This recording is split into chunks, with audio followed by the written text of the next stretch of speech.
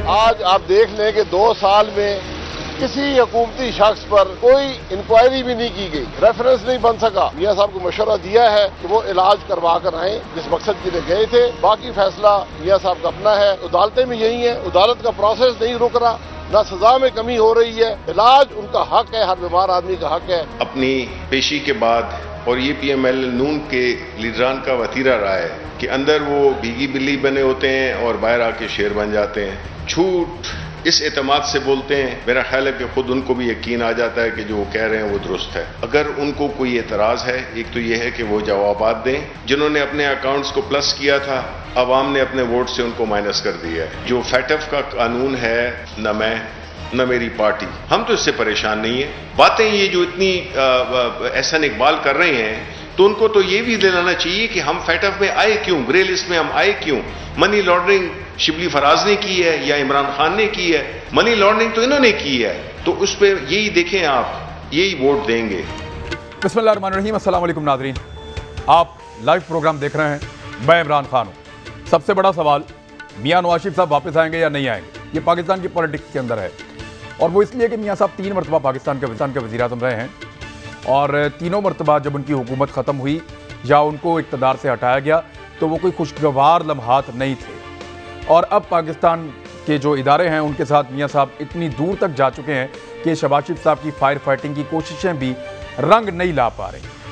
अब उनकी पार्टी ने एक उनको रिक्वेस्ट की है मियां मोहम्मद नवाज शरीफ साहब को, ये मेरे पास खबर है, जिसमें वो कह रहे हैं कि नवाज शरीफ को इलाज करवा कर ही वतन वापस आना चाहिए। ये शाहिद खान अब्बासी साहब ने और उनके साथियों ने मियां मोहम्मद नवाज शरीफ साहब को ये मशवरा दिया है। अब मुस्लिम लीग नून मियां साहब को ये मशवरा दे रही है कि वो वापस पाकिस्तान ना आए। अदालतें जो हैं वो मियां मोहम्मद नवाज शरीफ साहब को पाकिस्तान में वापस बुलवा रही हैं। मियां साहब किसकी बात मानेंगे? अपनी जमात की बात मानेंगे या अदालतों की बात मानेंगे? और अगर आप मियां नवाज शरीफ साहब की सियासी तारीख उठाकर देखें तो उन्होंने कई मरतबा अपनी जमात की बात नहीं मानी, बल्कि बहुत मरतबा अपनी जमात की बात नहीं मानी और उसका नुकसान भी उनको उठाना पड़ा। पनामा केस को सुप्रीम कोर्ट में ले जाना, ये भी उनकी जमात के लोगों ने उनको मना किया था और बहुत सारी चीज़ों से मना किया। और लेकिन मियां साहब ने पार्टी की बात नहीं मानी। अब क्या इस मरतबा वो पार्टी की बात मानेंगे? और क्या मियां नवाज शरीफ साहब वापस आना चाहते हैं, या उन्होंने कोई ऐसा स्टेटमेंट दिया है कि मैं पाकिस्तान वापस फौरी तौर पर आना चाह रहा हूँ और मैं जा रहा हूँ पाकिस्तान, जिससे उनको रोका जा रहा है? ये तो ऐसा हो गया कि मियां साहब ने खुद भी नहीं कहा कि मैं पाकिस्तान आना चाहता हूँ, लेकिन उनकी पार्टी उनको कह रही है कि ना पाकिस्तान ना आइएगा खुदा के वास्ते। ये क्यों है और किस लिए है? और इस सारी सिचुएशन का पॉलिटिकल फ़ायदा किसको होगा? इमरान खान साहब बार बार NRO का तस्करा करते हैं, हालांकि NRO के बारे में सब ये कहते हैं कि खान साहब आप कौन होते हैं NRO देने वाले? पहले भी जिन्होंने दिया था अब भी वही दे सकते हैं, आपका इससे कोई ताल्लुक नहीं है। और जिस तरह मियां नवाज शरीफ साहब पाकिस्तान से बाहर गए हैं वो भी सिचुएशन सबके सामने है। पंजाब हुकूमत को एक इन्वेस्टिगेट किया जाना था कि पंजाब हुकूमत ने किस तरीके से मियां नवाज शरीफ साहब के बाहर जाने में राह हमवार की है। क्या हुकूमत ये कर चुकी है? ये सारी चीज़ें जिनसे बात शुरू करेंगे और फिर इशू है, दीगर और इशू है उनके ऊपर हम जाएंगे। फैटफ का इशू भी आजकल बहुत गर्म है, उस पर भी बात करनी है। मेरे साथ प्रोग्राम में जो मेहमान मौजूद हैं उनमें मलिक अहमद खान साहब PMLN से सीनियर मेंबर हैं पार्टी के, बहुत शुक्रिया मलिक साहब ज्वाइन करने के लिए। कंवल शोजब हमारे साथ मौजूद हैं पाकिस्तान तहरीक इंसाफ से, और हमारे साथ जनरल गुलाम मुस्तफ़ा साहब मौजूद हैं बतौर सीनियर तजज़ियाकार, बहुत शुक्रिया आपका भी ज्वाइन करने के लिए। सबसे पहले कंवल शोजब साहिबा, इस सारी बहस को छोड़ने जो मैंने बात की है, वन लाइनर मुझे ये बताएं कि मियां नवाज शरीफ साहब आपकी जमात को चक्कर देके बाहर चले गए, आपकी हुकूमत को, और उसके अंदर पंजाब हुकूमत को इन्वेस्टिगेट किया जाना है कि कैसे ऐसा हो गया कि पूरा का पूरा हेल्थ का निज़ाम मियां नवाज शरीफ साहब उसको मफलूज बना के या उसको एक गोल दायरे में घुमा घुमा के पाकिस्तान से बाहर चले गए और आपको पता नहीं चला। कोई इन्वेस्टिगेशन आपने की अभी तक? बिस्मिल्लाहिर्रहमानिर्रहीम, thank you very much Imran. Investigation का ऑर्डर भी हो चुका हुआ है और काफी हद तक जो है वो चीजें सामने आ रही हैं। चक्कर तो वाकई उन्होंने सामने जो कुछ है बता दें आप। जी मैं बता रही हूँ, मुझे एक मिनट दीजिएगा। देखिए चक्कर वाकई उन्होंने दिया है, इसलिए कि हमने तो की इंसानी हमदर्दी और हमने उन रिपोर्ट्स पर रिलाई किया जो लेबॉर्ट्री से आ रही थी। क्योंकि आपको पता है एक आम शहरी जब भी या कोई भी हो, वो जब टेस्ट कराने लेबॉर्ट्री में जाता है वो टेक्नीशियन की टेक्निक्स पे नहीं उसको पता होता। और इवन डॉक्टर्स को भी, अगर कोई किसी बीमार शख्स को आप नहीं डॉक्टर के पास ले जा सकते तो आप लैब की रिपोर्ट्स लेके जाते हैं। और यहीं से इन्होंने हमें चकमा दिया कि लैब के टेक्नीशियंस को साथ मिलाया गया था और बड़ी एक टेक्निकलिटी थी। और थैंक्स टू डॉक्टर, इतना जबरदस्त आदमी इन्होंने साथ रखा हुआ है कि जो 2000 के प्लेटलेट्स आके ब्रेक कर रहे थे और सिर्फ पाकिस्तान से फ्लाइट पकड़ के लंदन पहुंचने तक वो 2.5 लाख हो गए थे, और एक लाल गालों वाला शख्स हमने जाता देखा, जबकि प्लेटलेट्स जिसके 2000 रह गए, खुदा न खास्ता वो तो स्ट्रेचर पे भी ले जाने के काबिल नहीं होता। तो चकवा तो हमें यहां पे लगा, और इसके लिए ये शहबाज क्योंकि अच्छा मैं इसमें एक सेकंड मैं इसको क्लियर कर दूं। ये जो आप कह रही हैं ना कि 2000, 2500, 3000 प्लेटलेट्स वाला बंदा खड़ा नहीं हो सकता, ये बात मैंने जो एक्सपर्ट्स लंदन में मौजूद हैं उनसे बात की है, मैंने अपने ज़राए से सारी इंफॉर्मेशन इकट्ठी की है, और जिस खबर का आप 2.5 लाख प्लेटलेट्स का आप हवाला दे रही हैं वो मैंने ही बताई है। मेरी ये गुजारिश है आपसे कि डॉक्टर्स का ये कहना है कि प्लेटलेट्स जितने भी कम हो वो आदमी खड़ा भी हो सकता है, वो आदमी शेव भी कर सकता है, वो आदमी खाना भी खा सकता है, लेकिन उसकी जान को सीरियस खतरा होता है अगर उसको दूसरी बीमारियां भी साथ मौजूद हों। ये बात बिल्कुल ठीक है कि वो उनकी जान को खतरा था, लेकिन इमरान आपका सिस्टम पे बात करूंगी। मुझे एक मिनट दीजिए। देखिए, डॉक्टर्स के बताने में और एक्सपीरियंस करने में फर्क है। अनफॉर्चुनेटली मैंने ये चीजें एक्सपीरियंस की हैं, और 3 अपने ही फैमिली के लोगों पे की है। मेरे डियरेस्ट वन मेरे बेटे को डेंगू हुआ, और उसके ब्लड प्लेटलेट्स का जब काउंट नीचे आना शुरू हुआ तो एक 18 साल का बच्चा जो तगड़ा है, हर वक्त जिम कर रहा होता है, वो अपने बिस्तर से नहीं उठ सकता था, और ये पिछले साल ही मैंने एक्सपीरियंस किया है। इसके अलावा मेरे वालिद साहब को हार्ट का जब इशू हुआ, उन्हें थिनर दिए गए थे, ब्लड थिनर, उनके प्लेटलेट्स नीचे आने शुरू हो गए थे, तो शेव और उनको वो था, उनको टूथब्रश नहीं वो करवाते थे कि दांतों में अगर ब्लीडिंग शुरू हो गई तो रुक नहीं सकेगी। तो ये डॉक्टर्स की रिपोर्ट्स में और एक पेशेंट को एक्सपीरियंस करने में, मैंने तो ये जिंदगी में ये 2-3 साल बड़े टफ गुजारे थे, और ये सारे प्लेटलेट्स का काउंट और बार बार टेस्ट ये सब हमने देखे हुए हैं। मैं आपको ऑनेस्टली बता रही हूं कि ये बताने में और एक्सपीरियंस करने में फर्क है। I agree with you. देखिए केस टू केस वेरी भी करता है ना कमल, देखें केस टू केस वेरी भी करता है। मैं आप मार्जिन दे दें, देखिए आप उनको मार्जिन दे दें, लेकिन मेरे सवाल का जवाब दे दें फॉर गॉड सेक। मुझे ये बता दें कि पंजाब में कितने लोग अभी तक गिरफ्तार हुए हैं और क्या कर रहे हैं आप उनके साथ? अभी तक देखिए मुझे नहीं पता है, क्योंकि डॉक्टर साहिबा जो हैं पंजाब की हेल्थ मिनिस्टर, वो हमारे साथ अभी एक मीटिंग में मौजूद थी, और उन्होंने कैटेगोरिकली कहा कि जाहिर है हम भी रिपोर्ट्स पे करते हैं, और जाहिर है ये उनकी डोमेन है, मैं उस पर कोई कमेंट नहीं कर सकती, लेकिन बहरहाल फेडरल से इस चीज का तकाजा किया गया और बड़े हाई लेवल से किया गया है कि इसकी प्रॉपर प्रोबिंग करें कि आइंदा के लिए ये जो चोर घाटियां और जो सिस्टम को टेम्पर करने की लोगों ने आदत बनाई हुई है ये खत्म हो जाए। ये PMLN की मेहरबानी है कि इन्होंने हर जगह इदारों में ये टेम्परिंग करने की आदत डाली है, अब इसको खत्म होना चाहिए। और एक लेकिन ये टेम्परिंग कमल पाकिस्तान में हो सकती है, पाकिस्तान के बाहर नहीं हो सकती। मैं मलिक साहब पहली चीज आपसे ये पूछता हूं कि क्या शरीफ खानदान की ये जिम्मेदारी नहीं बनती कि प्लेटलेट्स की जो रिपोर्ट्स वो पाकिस्तान के अंदर रहते हुए रोजाना 2-2, 4-4 घंटे के बाद लोगों के साथ शेयर कर रहे थे, जब वो हीथ्रो एयरपोर्ट लंदन पे उतरे तो फिर जो हार्ले स्ट्रीट क्लिनिक है वहाँ की जो लैब है उन्होंने उनके 2 मरतबा टेस्ट किए नवंबर के महीने में मियां मोहम्मद नवाज शरीफ साहब के हीथ्रो एयरपोर्ट लंदन उतरने के बाद 2 मरतबा ब्लड टेस्ट किए गए और 2 रिपोर्ट्स वहाँ पे क्लासिफाइड की गई हैं और उनको क्लासीफाई करवा के रखा गया है, उनके कंप्यूटर में मौजूद हैं। अब वो रिपोर्टें भी हमारे साथ शेयर कर लें। एक में 3 लाख, एक में 2,38,000 उनके प्लेटलेट्स हैं लंदन पहुंचते ही फौरी तौर पे, और दूसरे में 2,20,000 से ज़्यादा हैं। तो ये वाली रिपोर्ट्स क्यों नहीं हमारे साथ शेयर की जा रही? जी इमरान, मैं आपका शुक्रिया कि आपने मुझे अपने प्रोग्राम में दावत दी और इसमें बात करने का मौका दे। आपके आने का बहुत शुक्रिया साहब। एक होती है, देखें बात ये है कि एक होती है जो चीज़ एक थोड़ी सी नॉन सेंसिकल अपीयर हो ना, तो उस पर कुछ बात करते हुए गुस्सा भी आ जाता है। और मैं आई एम ऑनेस्टली स्पीकिंग कि with all the patience and whatever we can digest वो तो हम कर रहे हैं, लेकिन फैक्ट्स को डिस्टॉर्ट करते हुए और फिर आपके सामने कुछ इस नॉनसेंस को कुछ मेडिकल प्रोफेशनल लोगों ने, जिनमें डॉक्टर शमसी हैं, उन्होंने एक एब्सोल्यूट शटअप कॉल भी दी है। और फिर डॉक्टर यास्मीन राशिद ने खुद ये कहा है। और ये क्या है, मैं आपको थोड़ा सा ज़रा क्रोनोलॉजिकल ऑर्डर में आपके सामने रख दूं, उसके बाद आप अपनी राय कायम कर लें। देखिए, जब उनके प्लेटलेट्स का मसला बना तो ये हम सबको पता है कि डॉक्टर ताहिर शमसी ने कहा कि ये किसी लैब टेस्ट पर नहीं, मैं अपनी क्लिनिकल असेसमेंट पे डायग्नोसिस दे रहा हूँ कि इनका मसला जो है वो आईटीपी का मसला है, और उन्होंने कहा कि अगर इनको भी हम फौरी स्टीराइड्स पे नहीं लेकर जाएंगे और इनको वो मेडिसिन जिनके साथ प्लेटलेट्स को स्टेबलाइज किया जाता है नहीं देते, तो इनका मज़ीद नुकसान होने का ख़तरा है। तो फिर उनकी मेडिकेशन पे जो डॉक्टर ताहिर शमसी ने उनको सजेस्ट की, वो बोर्ड ने उस पर इत्तफाक़ राय किया और उनकी वो यहाँ पर मेडिकेशन पाकिस्तान में स्टार्ट होगी स्टेबलाइजेशन के प्रोसेस में।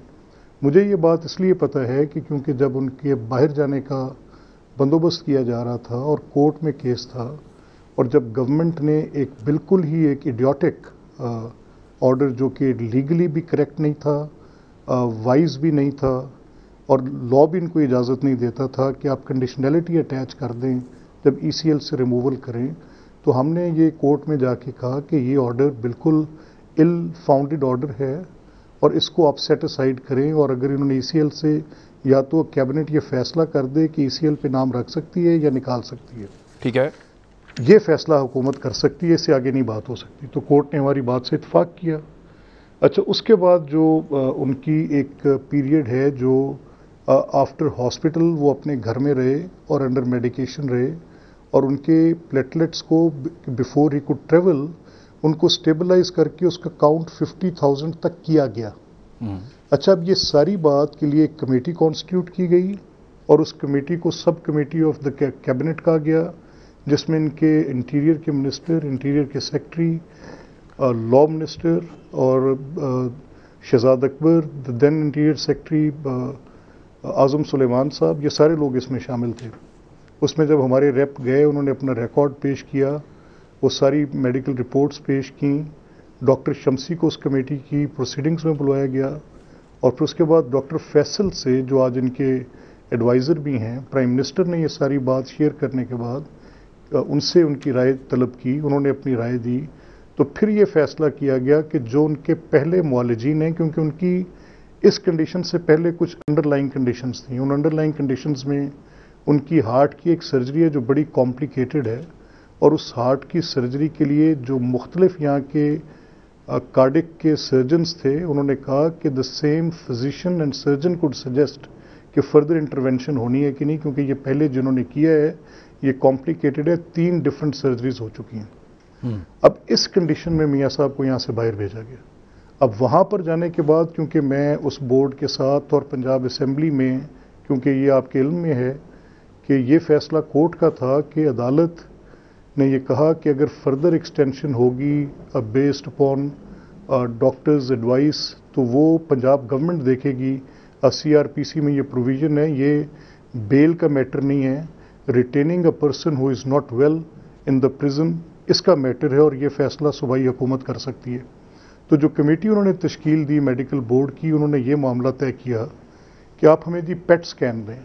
तो हमारी ये राय थी कि पेट स्कैन इसलिए नहीं दिया जा सकता अभी, क्योंकि डॉक्टर्स ने पहले हार्ट की उस इंटरवेंशन का डिसाइड किया, और उसके लिए उनकी स्टेबलाइजेशन के प्रोसेस में उनको कोई 4 हफ्ते थोड़े हैं, वो ज़्यादा वक्त मांग रहे हैं, और पेट स्कैन इसलिए नहीं कर सकते कि उनके अंदर एक स्टंटिंग हुई है और उनको किसी रेडिएटिव टेस्ट से गुजारा नहीं जा सकता।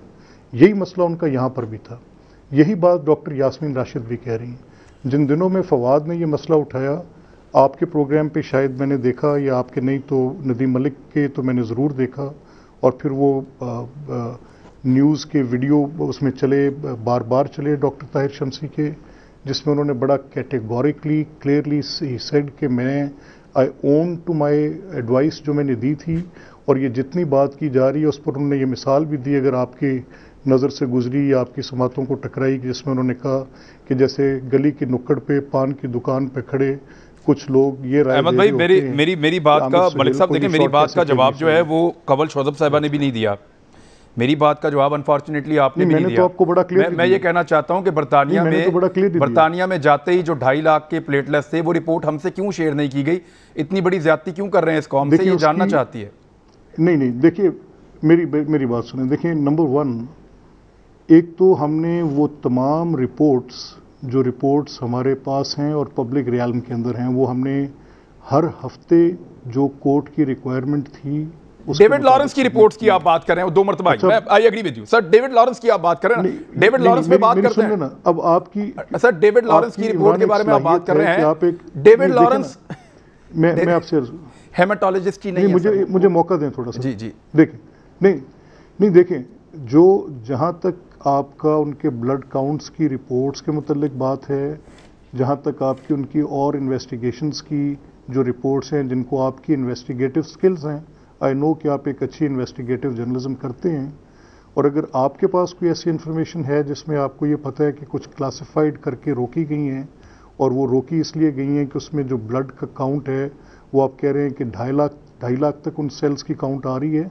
तो ये आपकी एक इन्वेस्टिगेटिव स्टोरी है। इसको हम अभी इसलिए ना कंफर्म कर सकते हैं क्योंकि ये हमारे पास इसकी एग्जैक्ट नॉलेज नहीं है। सर फिर मैं इसको इस एंगल से देखता हूं ना सर, एक सेकंड, मैं जब इसकी इन्वेस्टिगेशन करता हूं तो मैं इसको इस नजर से देखता हूं कि कौम को गुमराह किया गया है। जब मुझे ये कंफर्म हो जाता है कि इनकी, सर मेरा सवाल तो करने का हक बनता है ना सर, सवाल करने का हक तो बनता है ना।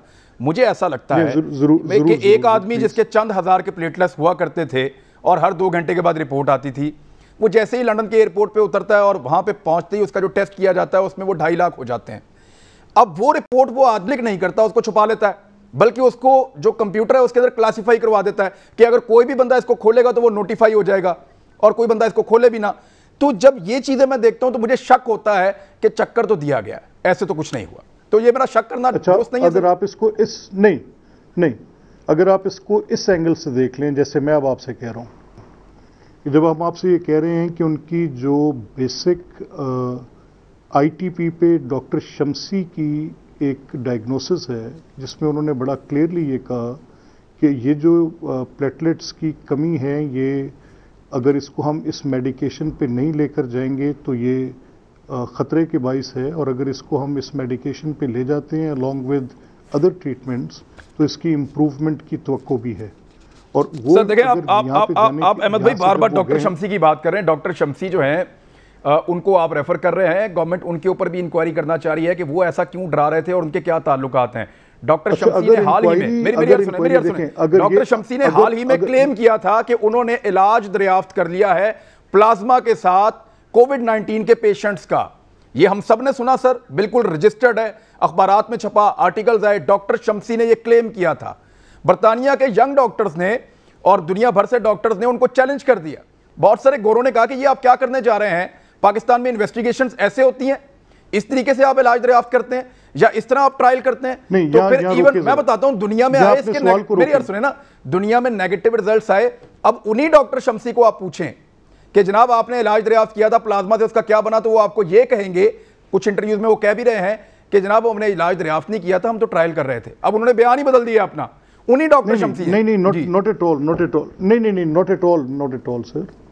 मैं अपनी फर्स्ट हैंड नॉलेज पे मेरे करीबी अजीज़ का, मेरे बहुत ही मोहतरम दोस्त के वालिद साहब का इंतकाल हुआ है कोरोना की बाइस, और जो प्लाज्मा की ट्रीटमेंट जो उस वक़्त हमने सजेस्ट हुई, उसी प्लाज्मा की ट्रीटमेंट पे मेरी डॉक्टर शम्सी की वो जो सारा प्रोसेस वो कर रहे थे, उस पर हमें कोई दो राय नहीं थी। चाइना में वो बड़ी कामयाबी के साथ किया गया। डॉक्टर शम्सी के पास बेशुमार पेशेंट्स थे जिनके ऊपर वो प्लाज्मा की ट्रीटमेंट की गई, और मैंने डॉक्टर शम्सी को खुद सुना है। अब ये मलिक साहब, ये इलाज मैं मुझे ब्रेक पे जाने लगे, मैं एक चीज आपको क्लियर कर दूं, ये इलाज दरियाफ्त नहीं हुआ। जितने लोग कोविड-19 में जाते हैं उनमें मैक्सिमम सेहतयाब हो जाते हैं, 98% सेहतयाब हो जाते हैं। आप प्लाज्मा लगाएं तब भी सेहतयाब हो जाते हैं, आप ना लगाएं तब भी हो जाते हैं। तो प्लाज्मा या दवाई बहाना बन जाती है। मेरी अर्ज सुने आप सर, मेरी बात, सर गोरा नहीं मान रहा ना, उन्होंने स्टडी दे दी है, उन्होंने स्टडी दे दी है।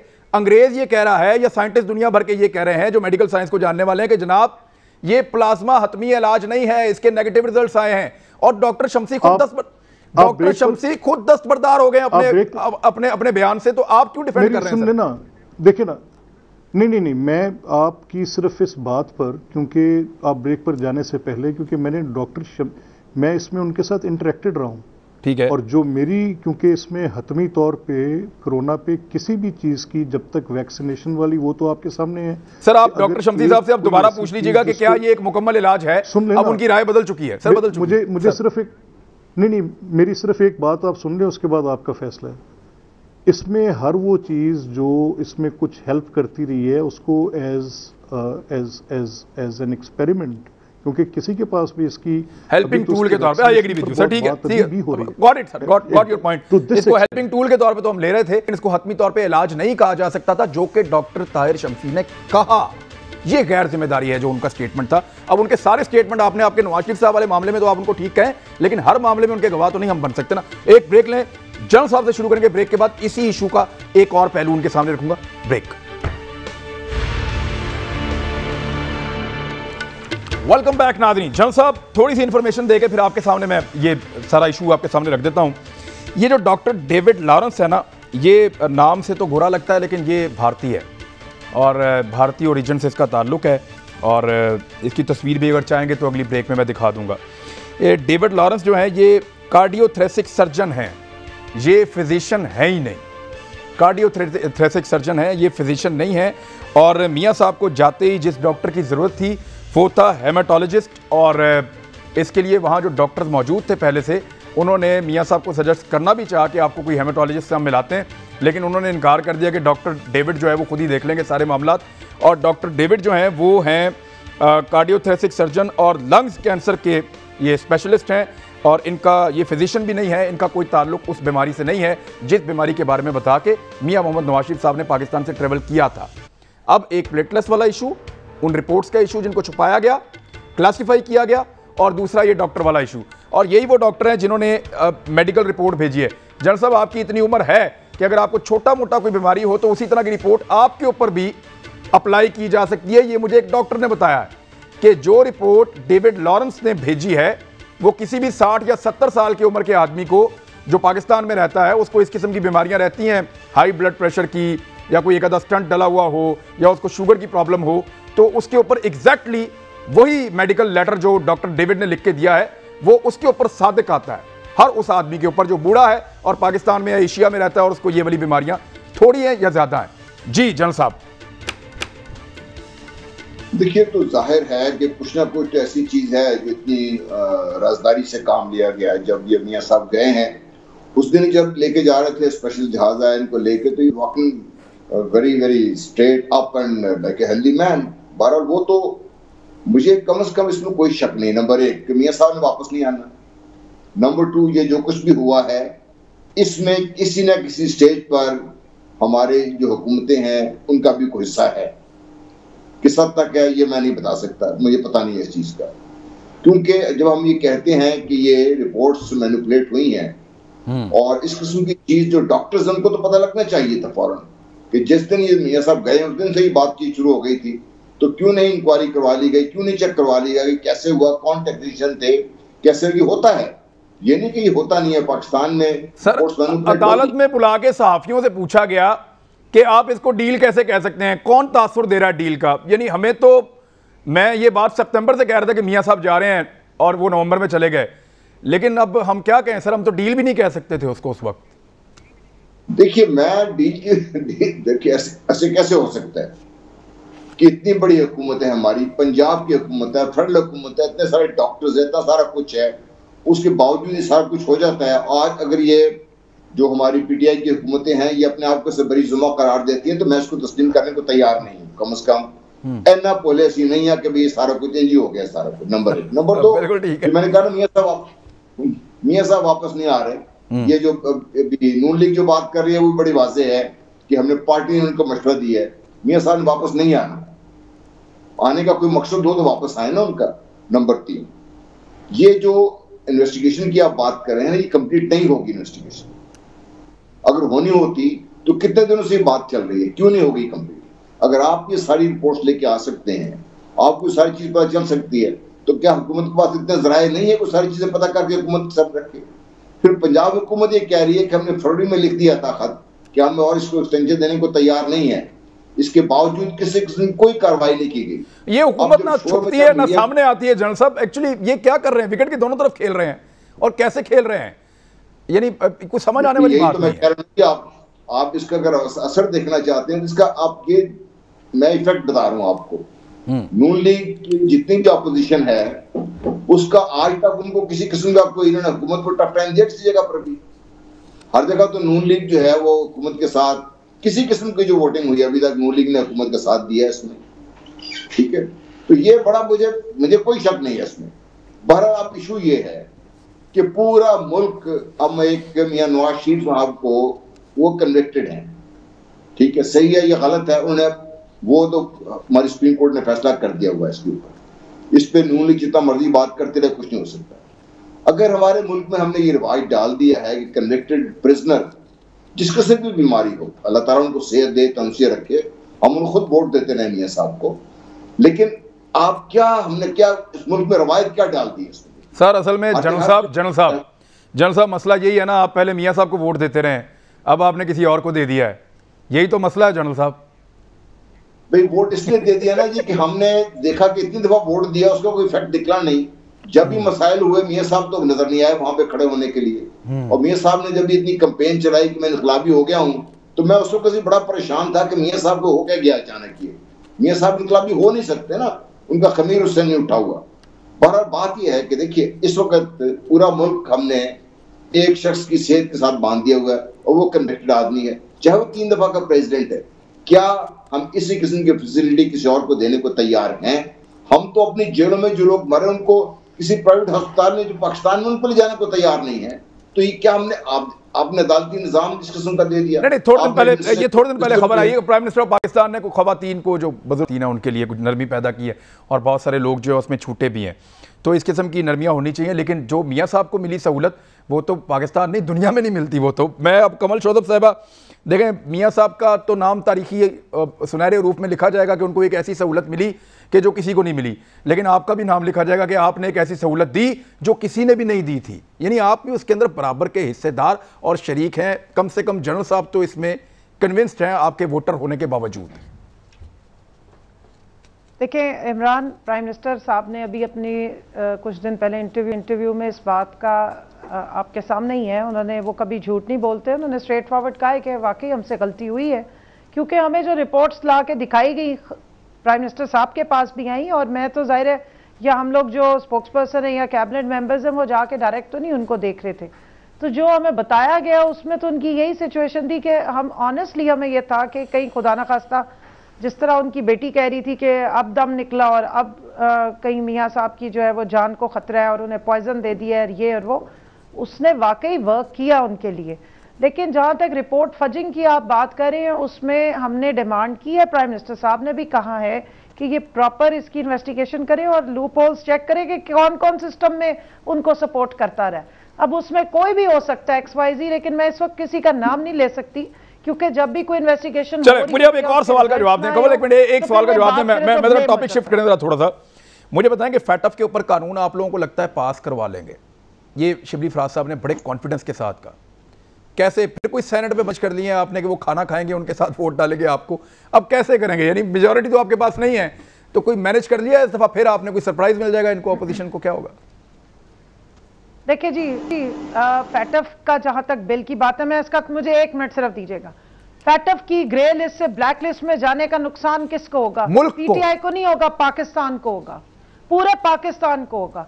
और मैं आपको ऑनेस्टली बता रही हूँ, वजीर आजम भी ये बात बारहा कह चुके हैं कि तमाम असेंबलियों में बैठे हुए लोग जो हैं वो जरदारी और शरीफ नहीं है, उनमें से बहुत सारे लोग पाकिस्तानी और मुहिब्बे वतन पाकिस्तानी है।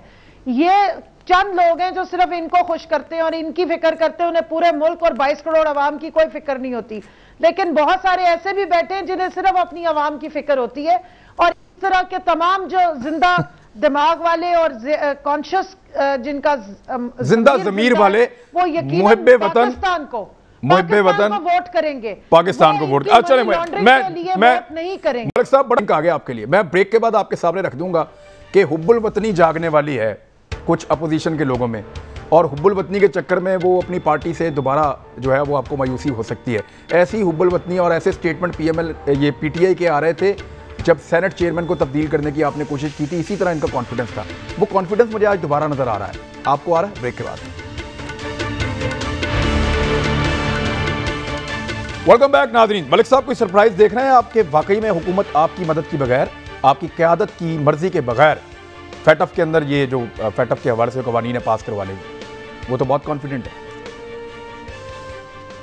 अच्छा देखिए, वंस अगेन इमरान में I take a very serious objection कि ये जो अभी कंवल ने कहा कि आसिफ जरदारी साहब के और मियाँ साहब के हवाले से कि सारे उनके जैसे नहीं और किन्हीं में हुबुल वतनी है, तो ये दिस इज़ वेरी स्ट्रेंज। ये समहाउ मुझे ये अंदाज़ा हो रहा है कि ये एक फाशिस्ट टेंडेंसी है और ये कंवल भी उसी जमात की रुकन है जहाँ पर बैठे गुलाम सरवर जैसे लोग भी ये कह रहे हैं कि वाजिबुल कत्ल हैं, जहाँ पर फैसल वाउडा जैसे लोग ये कह रहे हैं कि चौकों में लटका कर फांसी हैं, जहाँ पर अली जैदी जैसे लोग जो हैं वो कह रहे हैं कि बिल्कुल इनको मार दो, उड़ा दो।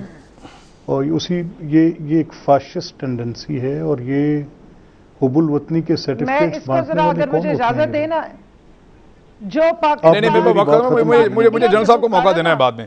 अहमद साहब आप बात अपनी मुकम्मल करें जल्दी। इंडिया ब्लैक लिस्ट में डलवा रहा है, हमारी अपोजिशन कर रही है, तो ये फाशिस्ट। सर आप मदद करेंगे फाटप पे या नहीं करेंगे? जी सर क्विकली। और ये जो एक सेकंड ठहर दें जरा, अगर आपके पास वक्त हो ना तो ये सिंपली आप इस बात को अपने पास बांध के रख लें कि ये लोग जो आज इस तरह के ये फस्ताई सोच के लोग हैं, ये फाटफ इनका कंसर्न है, ये फाटफ इस गवर्नमेंट का कंसर्न है। देखिए जहाँ तक ये ताल्लुक है कि ये पहले क्यों नहीं किया गया, तो मैं तो उसका पार्ट नहीं था। जिन लोगों पर करना था ठीक है, फिर ये कोई आज की बात थोड़ी है। और उसकी जो कंटिन्यूटी है उसमें मुझे तो कोई एतराज़ नहीं था किसी बात पे। और यही कुछ चीज़ें तो पहले भी बोन ऑफ कंटेंशंस रहीं, जो बुनियादी वजूहात बनी कुछ सीरियस क्राइसिस डेवलप होने की। आपको भी पता है और मुझे पता है, बट ठीक हो गया। मैं लगा मैं सब मैं about your point sir, sir मैं मुझे क्विकली मुझे एक सेकंड मैं जनरल साहब मुझे क्विकली आप ये क्या फैटअप का मामला जिन लोगों का इशू है वो रिजॉल्व करवा लेंगे इस मरतबा, फिर जैसे चेयरमैन सेनेट का हुआ था? नहीं हो जाएगा रिजॉल्व, मुझे इसमें कोई शक नहीं है। और नेशनल असेंबली से हो गया था, सेनेट पे जाके फंस गया था। और देखिए हमें चीज सोचनी चाहिए, दोनों मेरे लिए बड़े क्या कहते हैं काबिल एहतराम दोनों साथ मेरी कक्षा भी रहती है, लेकिन ये है कि हमने 18वीं तरमीम में अपने जो लॉ मेकर्स को बांध के रख दिया है, 32वीं की है, इसलिए कि जो कलेक्टिव विजडम है जिस पर कंवल इशारा कर रही थी कि कलेक्टिव विजडम हमने भेजी है असेंबलियों में, ये मिलकर अगर ये फैसला नहीं कर सकते पाकिस्तान के लिए बेहतर है और किसी और को आगे कराना पड़ता है, तो फिर मेरे लिए ये शब्द का मुकाबला वोट क्यों दूं मैं लोगों का? इसलिए मैं समझता हूँ कि ये सारे मेरे लोग जो इनको ये रिविजिट करना चाहिए, इसको देखना चाहिए इसको। और ये जो मेरे डाउट कि चाहे नेशनल असेंबली है चाहे प्रोविंशियल असेंबली है, इसमें जो मेजॉरिटी के लोग हैं, ज्यादातर जो लोग हैं, ठीक है चलें आप भी इसी बात से इत्तेफाक है कि ये लॉ पास हो जाएगा। लेट्स सी, वक्त आने वाला है, नजर आ जाएगा। अपना ख्याल रखिएगा, कल मुलाकात होती है। अल्लाह हाफिज।